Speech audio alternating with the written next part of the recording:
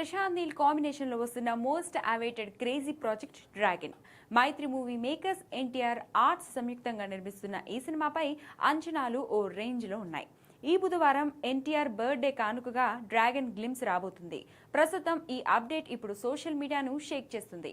Digital మీడియాలో ఎక్కడ చూసినా, ఏ ప్లాట్ఫామ్ పై చూసినా ఎన్టీఆర్ పేరే మారు మోగిపోతుంది.